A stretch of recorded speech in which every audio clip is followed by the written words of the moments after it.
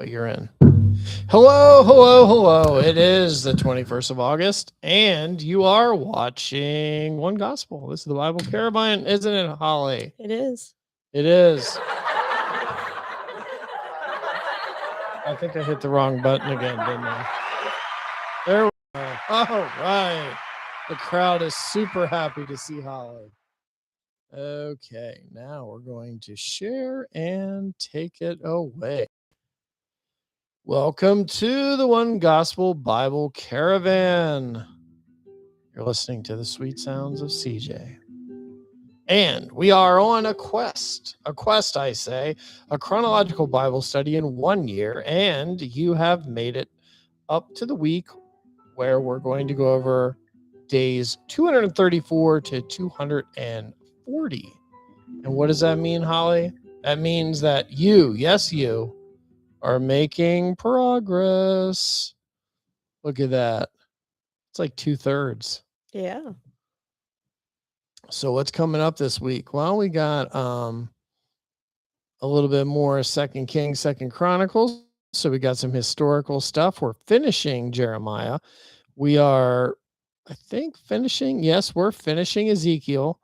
And then we're getting in the entire books of Obadiah and Lamentations. Wow. Yeah, it's very, very exciting. So what's going to happen? Well, we've got more of Ezekiel's prophecies from Yahweh. We have some of them that are dated. For example, the 10th day of the 10th month of the 9th year of Zedekiah's reign. We have a message to Jeremiah during Nebuchadnezzar's siege of Jerusalem. And then immediately after that, we have another prophecy that comes to Ezekiel. So we're going back and forth between what was the remaining remnant of Judah and some of the people who were in captivity already in Babylon. So this continues. So it's the siege continues until the final conquering, and Zedekiah, the last king of Judah, was taken to Babylon. And then we see the cities destroyed and looted. So we have a lamentation of Jerusalem's destruction composed by Jeremiah. And then we have a vision of Obadiah because Edom took a part in Jerusalem's destruction, and they are given lots of woes over that one. You know, whoa. Oh, look at her. She smiled a little bit. She doesn't feel good. Don't worry. This is going to be a quick one, Holly. You're going to make it. Holly's going to make it. Okay. Interestingly enough, the governor that was put in place by Nebuchadnezzar was killed pretty quickly after he was there. So now that we've talked about kind of the period of time that's being covered, we are going to read a passage from Ezekiel. Why do you think we're going to do that, Holly? Because it's what we're reading this week. Oh, yes, but there's a question for us here. Who is God talking about? Do you want to read this passage? Do you want me to? You can. Okay, so remember, who is God talking about? Ezekiel 28:12-19. Son of man, take up a lamentation for the king of Tyre, and say to him, thus says the Lord God, you are the seal of perfection, full of wisdom and perfect in beauty. You were in Eden, the garden of God. Every precious stone was your covering. The sardius, topaz, and diamond, beryl, onyx, and jasper, sapphire, turquoise, and emerald with gold. The workmanship of your timbrels and pipes was prepared for you on the day you were created. You were the anointed cherub who covers. I established you. You were on the holy mountain of God. You walked back and forth in the midst of fiery stones. You were perfect in your ways from the day you were created till iniquity was found in you. By the abundance of your trading, you became filled with violence within, and you sinned. Therefore, I cast you as a profane thing out of the mountain of God, and I destroyed you, O covering cherub, from the midst of the fiery stones. Your heart was lifted up because of your beauty. You corrupted your wisdom for the sake of your splendor. I cast you to the ground. I laid you before kings, that they might gaze at you. You defiled your sanctuaries by the multitude of your iniquities, by the iniquity of your trading. Therefore, I brought fire from your midst. It devoured you, and I turned you to ashes upon the earth in the sight of all who saw you. All who knew you among the peoples are astonished at you. You have become a horror and shall be no more forever. What do you think, Hal? I think that's the words of God, Who's he talking about? the people of Israel. Well, let's start at the top. Take up a lamentation for the king of Tyre. Oh, Yeah, okay. No, I'm it's all not right. feeling well. No, she's not. She's not. Is it a natural sickness? Yes. Okay. It wasn't like something from beyond, from the I'm king anemic. of Tyre. Okay. Okay. So now, enough talking about that subject. So, the rest of this, we are connecting it to the Gospels and Jesus. And why do we do that, Holly?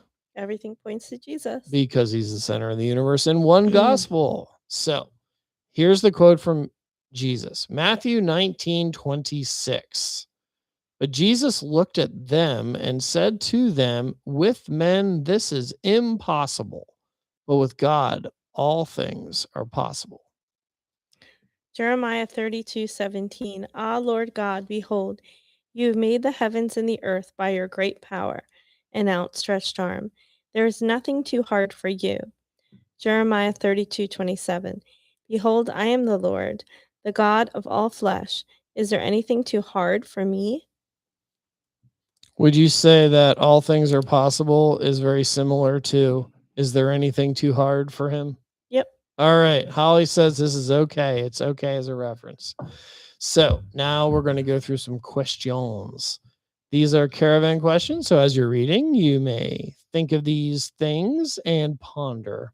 And Holly might pick one of these questions for next week. We'll see.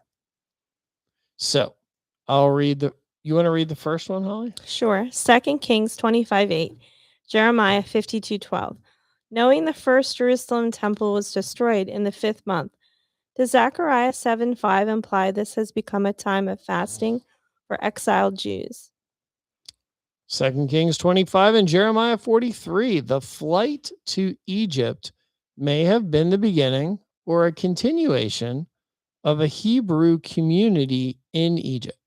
This community built a temple around 525 BC in Elephantine, Egypt, which would have predated the building of the second Jerusalem temple. A second Egyptian Jewish temple was constructed near Alexandria around 170 BC and not destroyed until after the time of Jesus. This latter temple was built based on Isaiah's prophecy, which is found in Isaiah 19:19-20. Do you think Isaiah was talking about one or both of those temples when he wrote that prophecy, or something else? 2 Chronicles 36:14-20 and Nehemiah 9:26-27. The abuse and killing of the prophets was one of the reasons for the destruction of the temple in Jerusalem, and either death or exile for the people. When Jesus said, "The blood of all the prophets will be required of his generation," Luke 11:50. Do you think this punishment is what he had in mind? Jeremiah 32, 6 through 9. It has been suggested that this passage may be what Matthew 27, 9 was referring to. Others point to Zechariah 11, 12 to 13 as what Matthew was referring to in Matthew 27, 9. If it had been, if it had been found in the book of Jeremiah, which it is not, is found in the book of Zechariah. So, questions. Look at Jeremiah 32, 6. Look at Matthew 27, 9. What do you think? Do you think that's what he's talking about or something else? Jeremiah 33, 3. Compare Yahweh's invitation to Jeremiah to call on him, and he will answer him with things he does not know, to James 1, verses 5 through 7. Jeremiah 33, 16. The branch. That's a title. The branch's name is Yahweh, our righteousness, or in other translations, simply our righteousness. How does Jesus, who is often identified as the branch for good reason, how does he fulfill this? Jeremiah 39, 3 and verse 13. Rab Maj is literally master of magicians, is probably a title for Nergal Sarezer. This would mean this person preceded Daniel, who was later given that title. Daniel 4:9 and 5:11. What do you think about Daniel accepting a quasi-religious position in a polytheistic kingdom? What do you think about that, Holly? I think he had no choice. Thank you. Ezekiel 26, 7 through 14. Tyre is told it will be conquered by Nebuchadnezzar and never be rebuilt. Accepted history reports Nebuchadnezzar did besiege it, but it was not conquered until Cyrus, and it was inhabited until the time of the Maluks during the Middle Ages. Later, it was re-inhabited. So I think it to mean to say that after Cyrus, it was uninhabited until the time of the Maluks during the Middle Ages, which is a pretty long time.